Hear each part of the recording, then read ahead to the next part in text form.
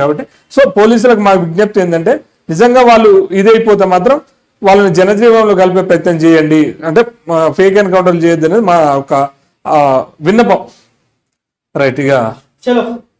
So దయచేసి ఈ video అందరికి షేర్ చేసే ప్రయత్నం చేయండి. రాబోయే ఎంపీ ఎలక్షన్స్ ఎట్లా ఉండబోతామని దయచేసి కొన్ని పార్లమెంట్ సంబంధించిన ప్రాంతాల గురించి డిస్కస్ చేసుకునే ప్రయత్నం చేస్తాం. సో మొట్టమొదటిగా ఏం తీసుకుందాం? నల్గొండ మన జిల్లా, నాది కూడా నల్గొండ జిల్లా భువనగిరి నియోజకవర్గం, నల్లగొండ సూర్యాపేట అంటే నల్లగొండ కిందకే కదా.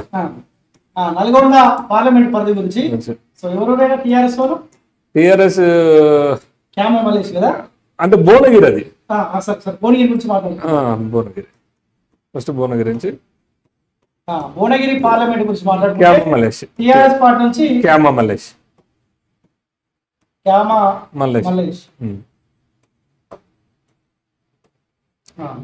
బీజేపీ బూర నర్సయ్య, బీజేపీ నుంచి బూర నర్సయ్య గౌడ్,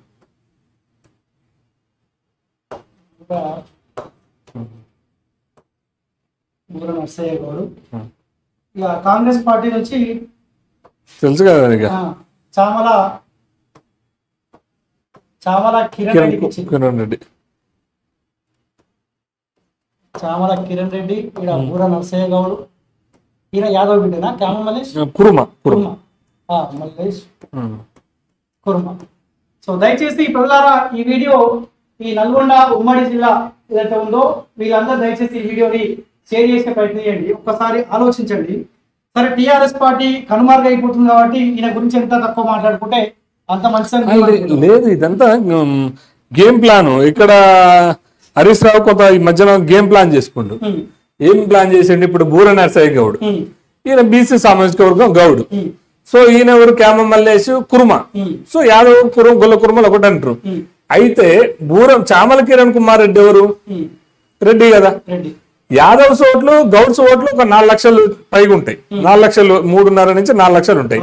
యాదవ్ ఓట్లు ఎన్ని ఉంటాయి? ఆడ 3 లక్షల నుంచి 3.5 దాకా గొల్ల కుర్మలు కలిస్తే 4 దాకా ఇవి ఉంటాయి. బీసీ వర్గాలు మొత్తం ఎక్కువే కదా. ఆల్రెడీ నల్లగొండ జిల్లాలో మొత్తం కూడా ఒక్కరు మినహాయిస్తే మొత్తం రెడ్డి ఎమ్మెల్యేలు ఎవరు కదా. ఇప్పుడు మొత్తం ఒక వెగనెస్ట్ గురు ఎవరి మీద? కాంగ్రెస్ మీద.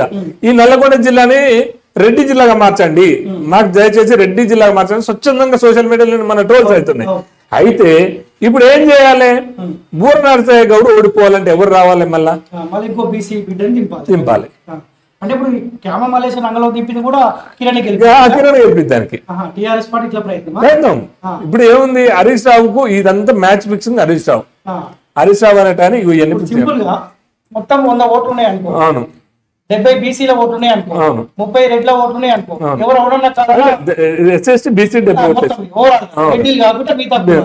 ఈ 70 ఓట్లలో ఇప్పుడు బూర నర్సయ్య గౌడ్ కొన్ని పుంజుకోవాలి, క్యామ మలేష్ కొన్ని పుంజుకోవాలి. సరే ఒక 30 తీసుకున్నారు, 30 తీసుకున్నా గానీ సో ఇలా 30 ఓట్లు పడతాయి, రెడ్డి ఓట్లు పడతాయి. సో ఇలా కొన్ని వచ్చిన ఒక 10 ఓట్లు అయితే కాంగ్రెస్ కామన్ చేస్తారు. సో 10 అయినప్పుడు 60 అవుతాయి కదా. ఈ 10 వచ్చినప్పుడు ఈయనకు 40 అవుతాయి కదా. సరే 30 అయితే ఈయనకు 40 కదా. ఇట్లా ఇప్పుడు రెడ్డి ఓట్లలో ఈయన 30% ఉన్న రెడ్డి ఓట్లు 20 పడతాయి. మళ్ళీ ఇళ్ళకి చెరో 10 తీసుకుంటాడు. అంటే మనకి ఇద్దరు డౌన్ అయితే ఆయన పైకి పోతాడు. 40% ఓట్లు చామల కిరణ్ కి, 30 వీళ్ళిద్దరికి. సో హరీష్ రావు ప్రయత్నం ఇది అసలు గేమ్ ప్లాన్. అందుకనే ఇప్పుడు అక్కడ పైల రాజశేఖర్ రెడ్డి టికెట్ అడిగిండు, రెడ్డి సామాజిక వర్గం. సో ఆయనకి ఇవ్వాలి కదా.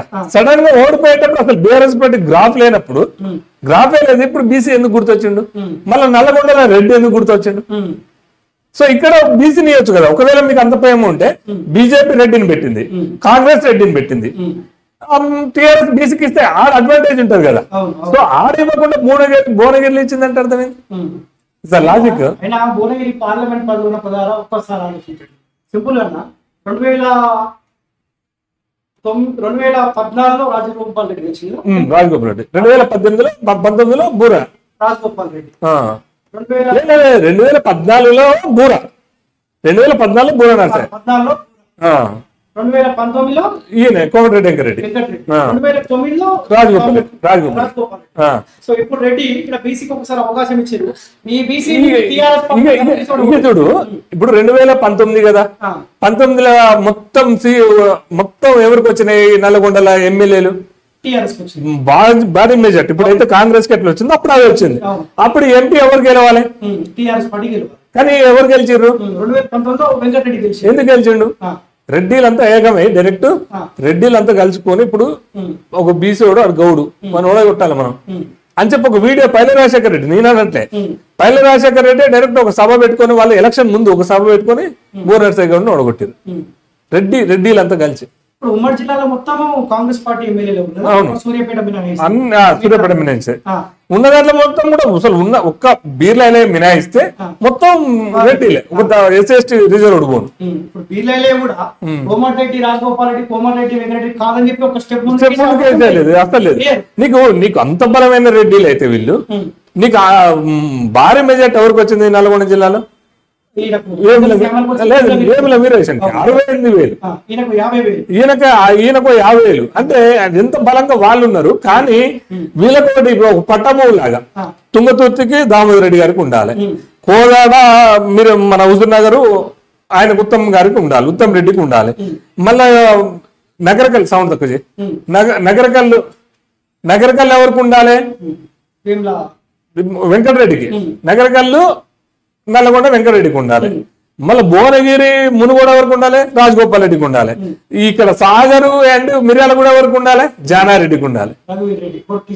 జానారెడ్డికి వీళ్ళకు గుత్త ఏమంటారు గుప్ప ఒక పట్టభూమి అన్నట్టు వాళ్ళ కాళ్ళ కింద ఉంది నియోజకవర్గాలు. నిజంగా రిజర్వ్డ్ లేకుంటే మా సంబంధించిన వాళ్ళు ఆ రిజర్వ్లు కూడా వీళ్ళకి సంబంధించి వాళ్ళే పెట్టేసుకున్నాయి. ఎవరైనా పెట్టుకోవచ్చు, రిజర్వ్ లేదంటే కూడా మొత్తం వాళ్ళ భార్యలు, వాళ్ళ పిల్లలు, వాళ్ళ ముత్తాతలు, వాళ్ళ అందరు మునుమను వాళ్ళు అందరూ పెట్టుకున్నారు వాళ్ళు. ఈయన విషయం ఏంటంటే మన జడతన పక్క జడతన ఏం చెప్పండి తెలుసు అంటే చామల కిరణ్ రెడ్డి గురించి సోనియా గాంధీని బండబూతులు తిట్టినట కిరణ్ రెడ్డి. ఈయన ఒక సంతకం ఏదో ఫోర్జరీ చేసి కాంగ్రెస్ సంబంధించి ఏదో ఫోర్జరీ చేస్తే ఈయన సస్పెండ్ కూడా చేశారట అప్పట్లో. జడ్సన్ చెప్పండి స్ట్రైట్ గా మన ఇంటర్వ్యూలో చెప్పాడు. అసలు నీకు కాంగ్రెస్ ని నరాలు ఎక్కించుకున్న ఏకైక వ్యక్తి జడ్సన్ అన్న. రేవంత్ రెడ్డి అన్న కొంత పింక్ ఉంటది, కొంత కాషాయం ఉంటది, కొంత ఆయన 3 రంగుల జెండా పెట్టలేదు. నేను అన్న కదా ఒకటి ఇప్పుడు ఏ జెండా ఇప్పుడు కాంగ్రెస్ వాళ్ళకు అసలైన కరడుగట్ట కాంగ్రెస్ వాళ్ళకు అసలు మనది ఏ పార్టీరా?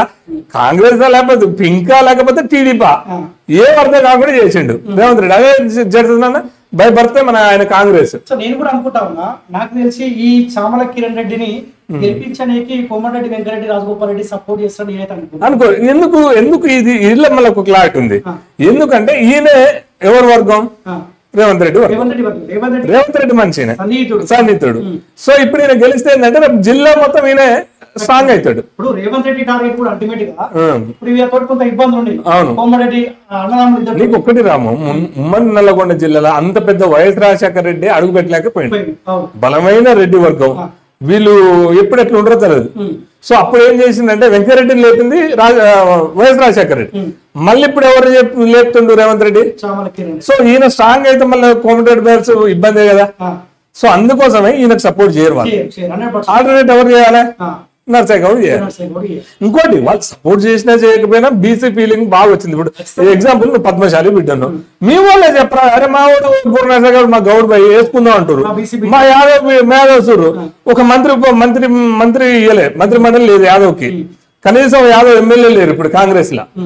అట్లీస్ట్ ఒక రాజ్యసభతో ఏదో అనిల్ యాదవ్ కి రాజ్యసభ ఏదో ఆయన ఫైటర్. సో ఆయన నాకు అల్లా కల్పించేద్దాం అనుకోరు.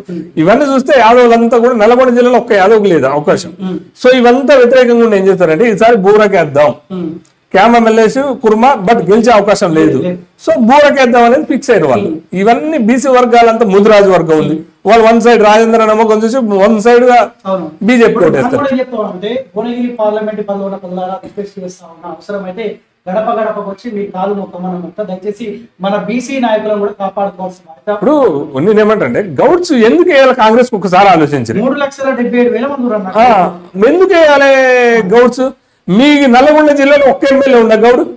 ఒక్కరి టికెట్ ఇచ్చిందా? ఒక ఎంపీ ఇచ్చిందా? ఒక కార్పొరేషన్ చైర్మన్ ఇచ్చిందా కాంగ్రెస్? ఇయ్యలే కదా, ఎందుకు వేయాలి మీరు కాంగ్రెస్ కు? ఆలోచించుకోరు. యాదవ్ మీకు ఒక మంత్రి పదవి ఇచ్చిండా? ఈ ఉమ్మడి నల్గొండ జిల్లాలో గతంలో టీఆర్ఎస్ లో 2 ఎమ్మెల్యేలు ఉండే, 2 ఎమ్మెల్యేలు ఉండే, ఒక రాజ్యసభ ఉండే. ఇదే కాంగ్రెస్ వచ్చినాక ఇప్పుడు చూడు, జానారెడ్డి కొడుకుకు ఒక ఎంపీ, ఒక ఎమ్మెల్యే. జానారెడ్డి రేపు రాజ్యసభ సభ్యుడు. మరి యాదవ్ అనేటువంటి ఎందుకు వేయాలి ఓటు? మీరు ఆలోచించుకోండి, ఒకసారి గుండె మీద చేసుకొని ఆలోచించండి. సో మన అంచనా ప్రకారం మన సర్వేలో కూడా బూర నరసయ్య గౌడే తేలింది. ఇప్పుడు మెజార్టీ ఆయన ఉంది కాబట్టి చాలా మంది అంటా ఉన్నారు, ముఖ్యంగా ఈ భువనగిరి పార్లమెంట్ పరిధిలో బీసీ కోణం కూడా కనిపిస్తా ఉంది. దానికి తోడు నరేంద్ర మోదీ సెంటర్ లో ఉన్నారన్న నేనేమంటారు, కన్నడ కట్టిన కాంగ్రెస్ వాళ్ళు కూడా ఏమంటారు అంటే ఒకసారి మోదీకి వేయాల్సిందే, సో బీజేపీకి వేయాల్సిందే అనేది ఫిక్స్ అయ్యారు వాళ్ళు. సరే స్టేట్ లో కాంగ్రెస్ ఇచ్చారు చాలు, మోదీ ఆడ ఇప్పుడు రాహుల్ గాంధీ అయ్యేది లేదు, పీకేది లేదు కాబట్టి మోదీకి వేద్దాం అనే ఫీలింగ్ లో వాళ్ళు. కాంగ్రెస్ పార్టీకి అంత ప్రేమ భువనగిరి పార్లమెంట్ పైన ఉంటే ఉద్యమ బిడ్డ పున్న కైలాష్ నేతకి ఇచ్చారు. అదే మన చెనగాని దయాకర్ గౌడ్ ఉండే ఆడ నీకు అది కాదు స్వామి. అసలు కాంగ్రెస్ కోసం మర్డర్ కేసులు వేసుకొని జైలుకు పోయిన చెవిటెంకనే ఆయా ఉండు. బలమైన సామాజిక వర్గం బీసీ బిడ్డలు అనిపించారు. ఆ తుమ్మతుర్తిలో ఒంటి చేత్తో కాంగ్రెస్ పార్టీ గెలిపించిండు, ఒంటి చేత్తో ఆయన పోయింది. అదే జిల్లాలో అద్దంకి దగ్గర మా ఊరు పక్కనే నగరకల్లు, సారీ మన నిమ్మికల్లు, వీళ్ళకి కూడా అవకాశం ఇవ్వచ్చు కదా. మరి ఈ కిరణ్ రెడ్డికి ఎందుకు ఇచ్చారు? ఓ రెడ్డి ట్యాగ్ అని ఉందా?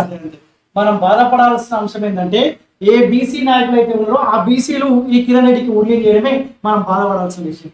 మారుడన్నా మీరు ఉడిగం చేసుకోవాలి, గాంధీ భవన్ పోయి కిరణ్ రెడ్డికి ఉడిగం చేయడం కాదంటారు, కానీ మీరు ఉడిగం చేయడం వల్ల బీసీలు కూడా అడ్డదొక్కబడతారు.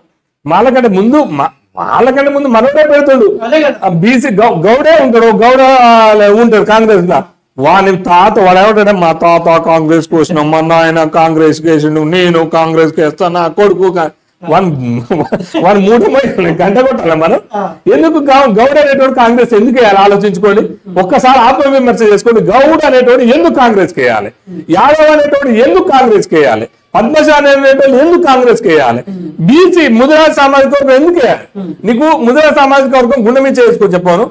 అరే ఒక్క ఈటలందరూ ఉంటే అది అది మనం తర్వాత మాట్లాడదాం. అంటే బీసీలకు ఓట్లు వేయాల్సిన అవసరం అయితే లేదు. మనం మీ సర్వే ఏం తెలియదు. సో ఖచ్చితంగా నేను కూడా భువనగిరి నియోజకవర్గం సంబంధించిన బిడ్డనే కాబట్టి నేను కూడా కొన్ని ప్రాంతాల్లో తిరిగి ప్రజలు అడిగినప్పుడు సో ఒక బీసీ యాంగిల్ అయితే స్పష్టంగా అనిపిస్తుంది. చాలా ఇప్పటికే రెడ్డిలకు ఉడిగం చేసాం, కోమారెడ్డి బ్రదర్స్ కి అవకాశం ఇచ్చాం.